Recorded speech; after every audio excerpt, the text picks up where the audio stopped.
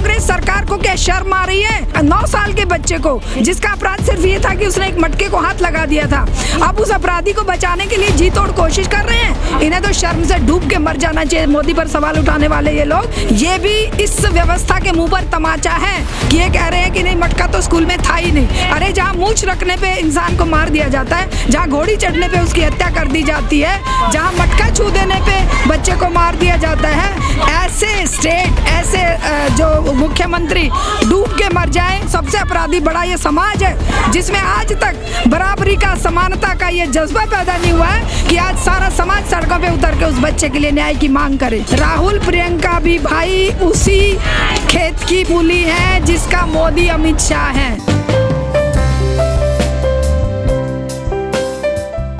इनके सारे काम भाई लीगली ही होते हैं। गुजरात दंगे क्या ये इलीगल? जब अमित शाह और मोदी को क्लीन चिट मिल गई है, वो भी तो लीगली क्लीन चिट मिली है ना।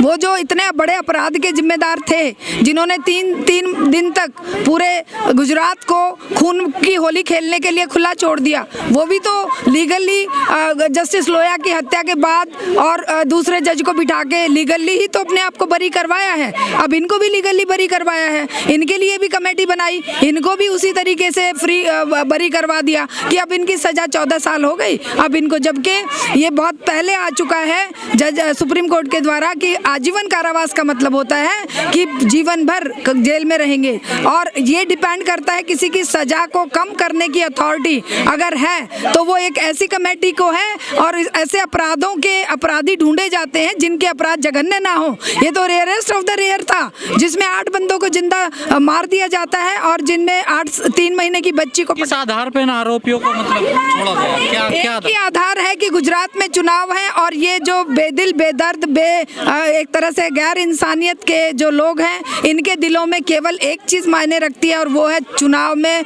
प्राप्त होने वाला वोट और सत्ता। इनके लिए केवल एक ही उद्देश्य है, और इसी को ध्यान में रखकर इन्होंने उन 11 जघन्य अपराधियों को, दरिंदों को सजा मुक्त करवाया। दोषी लोग हैं, इनका टीका किया जा रहा है, इनका स्वागत किया जा रहा है, इसको कैसे देख रहे हैं? ये हमारे समाज की गिरावट का अंतिम छोर है। ये हमारी महिलाएं जो उन्हें तिलक लगा रही हैं, वो महिला कहलाने के लायक भी नहीं है और इंसान कहलाने के लायक तो बिल्कुल नहीं है, क्योंकि एक माँ ऐसा हृदय रखती है कि वो 3 साल की बच्ची को अपने सामने मरते हुए देख रही है, पटक पटक के उसकी जान ली जा रही है, और उसके घर के 8 लोगों को मार दिया जा रहा है, और वो 20 साल संघर्ष के बाद जब सजा दिलवाती है और उसके बाद वो जघन्य अपराधी बाहर छूट कर आते हैं, तो और वो महिलाएं जो उसको तिलक कर रही हैं, माला पहना रही है, मिठाई खिला रही हैं, वो महिलाएं ना होकर वो पूतना राक्षसी हैं जो कृष्ण को जहर का दूध पिलाने के लिए, जैसा कि कहानियों में कहा जाता है, वो उसी तरह से ये जहर समाज को पिला रही हैं, समाज को शर्मिंदा कर रही हैं और महिला के नाम को भी बदनाम कर रही हैं। बलात्कारियों का मतलब सम्मान, बलात्कारियों का सम्मान करने का मतलब है पूरे महिला समाज के मुंह पर तमाचा और पूरे महिला समाज को शर्मिंदा करना। तो आप क्या चाहती हैं? हम चाहते हैं उन अपराधियों को दोबारा से जेल के अंदर होना चाहिए और जीवन भर के लिए उन्हें सजा मिलनी चाहिए। आजीवन कारावास का मतलब जीवन भर की कारावास होना चाहिए, ना कि उनके वोट के आधार पर उनकी रिहाई हो जाए। कहा जा रहा है 14 वर्ष उन्होंने पूरी कर ली है अपनी, तो इसलिए उनको माफी मांग ली, उन्होंने छोड़ दिया जा रहा है। हाँ, माफी तो कोई मतलब 10 आदमियों का कत्ल करके माफी मांग ले, हो गया। किसी का, अब मेरा कत्ल कोई करके खड़ा होके कहते जी मेरे से गलती हो गई, तो क्या माफ कर देगा कोर्ट उन्हें? माफी की क्या उनके इसमें औकात है, क्या अहमियत है? जब इंसान की जान गई है और हमारी कानून व्यवस्था ये कहती है कि अपराधी को पूरी सजा मिलनी चाहिए, तो वो सजा उन्हें नहीं मिली है। वो सजा जिस महिला ने उनको दिलाने के लिए अपने जीवन के सुनहरे 20 वर्ष खोए हैं, आज वो दहशत में जी रही है। क्यों? क्योंकि उसे ये दहशत है, उसने 20 बार अपने घर बदले हैं। कई लोग कह रहे हैं कि जिस मामले में सीबीआई इन्वॉल्व हो तो उसमें ऐसे मतलब कि आरोपियों को छोड़ा नहीं जा सकता, उनको माफ नहीं कहा जा नहीं किया जा सकता। उन्हें सीबीआई ने सजा दी, सजा सुप्रीम कोर्ट ने प्रूव करके उसको सजा के अंदर सलाखों के पीछे पहुंचाया, लेकिन इसके बाद भी अगर ये मोम का दिल अपराधियों के लिए बैठी सरकार है, क्योंकि ये गुजरात की सरकार ने किया है, और जितने बुरे काम, देश बेचने की शुरुआत गुजरात से हुई, देश को गुजरात मॉडल के आधार पर आज बेच दिया गया, और सत्ता में जिसको बिठाया गया वो गुजरात में ही जाकर बर्बाद करके आया था। गुजरात गुजरात में हमने खुद देखा है कि सड़कों पे एक एक 1.5 मीटर के गड्ढे थे, और ये कह रहे गुजरात मॉडल पूरे देश में लागू करेंगे। ये महिलाओं के बलात्कारियों को माला पहनाएंगे, ये गुजरात मॉडल है। महिलाओं के बलात्कारियों को, हत्यारों को ये उनकी सजा माफ कर देंगे, ये गुजरात मॉडल है। ले जाए बीजेपी गलत है, लेकिन कांग्रेस भी तो ठीक नहीं है। आप देखिए राजस्थान में क्या हाल हो रहे दलितों के साथ। भाई गुजरात हो चाहे राजस्थान हो चाहे कोई भी स्टेट हो, महिलाएं, दलितों के बच्चे, मुस्लिमों के बच्चे या मुस्लिम महिलाएं कहीं पर भी सुरक्षित नहीं हैं। ये जो इसमें राजस्थान में हुआ है, ये भी इस व्यवस्था के मुंह पर तमाचा है। क्यों? क्योंकि ये अंदर से बीजेपी भी वही काम कर रही है, कांग्रेस भी वही काम कर रही है। कांग्रेस सरकार को क्या शर्म आ रही है?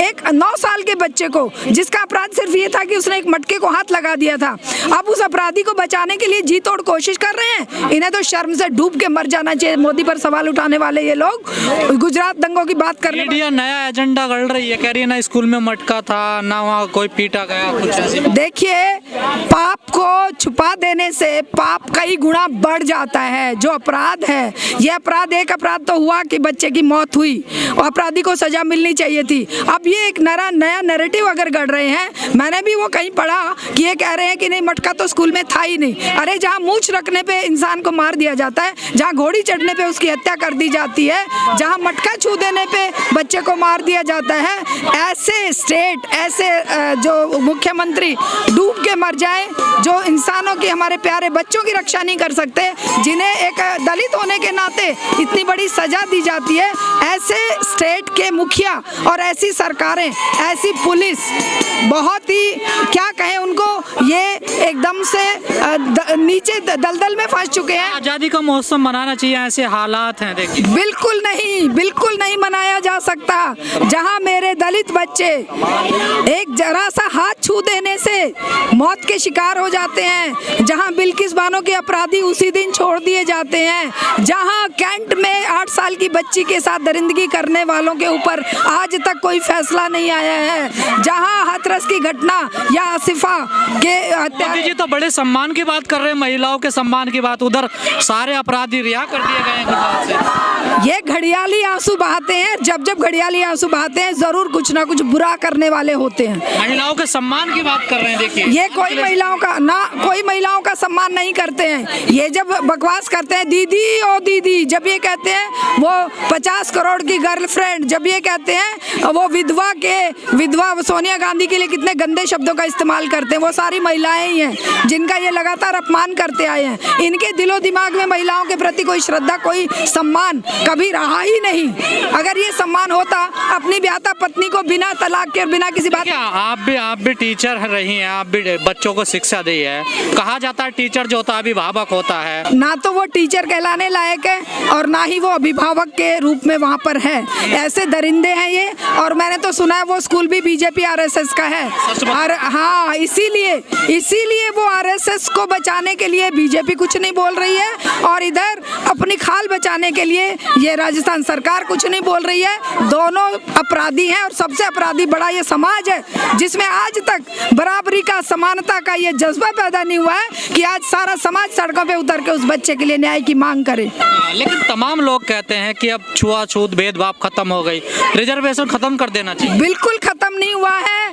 आज भी इन इंटीरियर एरियाज में, आप अगर दिल्ली की बात करें, हमारे जैसे गिने चुने लोग होंगे जो जात व्यवस्था को नहीं मानते, लेकिन आज भी ये जो घटनाएं होती हैं, चाहे वो इंदर के साथ हुआ है, चाहे वो कैंट में हुआ है, चाहे हाथरस में हुआ है, चाहे रोज सड़कों पे होता है जिसकी रिपोर्टिंग नहीं होती, जो रोज घरों में होता है, जो रोज गली मोहल्लों में होता है, उसकी रिपोर्टिंग नहीं होती।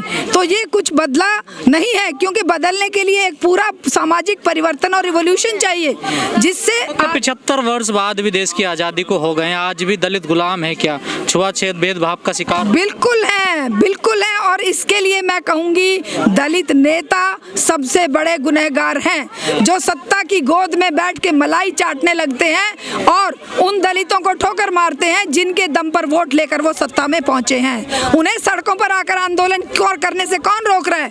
आज मायावती को या दूसरे इन दलित नेताओं को जंतर मंतर पे आने से कौन रोक रहा है? कहाँ रास्ते में सबको रोक लिया, देखिए सबको लेके। यहाँ पर आए, हम उनका साथ देंगे। यहाँ पर आए, वो खड़े होके हम उनके साथ। भी दलित नेता बाहर निकल रहा है उसको रिटेन कर लिया जा रहा है। देखिए, अगर वो इक्का दुक्का नेता को रिटेन कर रहे हैं, हम कहते हैं कि समाज का प्रत्येक जो चुटभैया नेता, बड़ा नेता या भाई कहीं पर भी नेता है, वो क्यों नहीं सरकार की नाक में दम करने के लिए सड़कों 200-250 लोगों को गिरफ्तार कर लिया अभी। बिल्कुल, मैं तो कहती हूँ कि 2000 क्या 2 लाख 2 करोड़ लोगों को गिरफ्तार करने की नौबत ला देनी चाहिए ना जनता को। 2000 को 200 को क्यों? हम तो कहते हैं 2000 2 लाख 2 करोड़ लोग सड़कों पे उतरे। हमारा प्रयास तो ये है, हम दलितों की लड़ाई लड़ेंगे, हम असमानता के विरुद्ध लड़ेंगे, हम मुस्लिम महिलाओं के लिए और मुस्लिम समाज के लिए लड़ेंगे। लोग घरों से बाहर अपने कंफर्ट जोन को छोड़ के बाहर निकले। सबसे बड़े दुख की बात यह है कि हर मध्यम वर्ग जिसका जिम्मा था सामाजिक परिवर्तन का, वो आज अपने कंफर्ट में एसी कमरों में सो रहा है। राहुल प्रियंका कहते हैं हम तो दलितों को न्याय दिलवाते हैं। राहुल प्रियंका भी भाई उसी खेत की मूली है जिसका मोदी अमित शाह है। इनके अंदर कोई अंतर नहीं है। वोट की राजनीति के चलते ये दर्द दिखाने लगेंगे, सत्ता में जब ये होंगे तो उसी तरह का आचरण करेंगे। इनमें कोई अंतर नहीं है।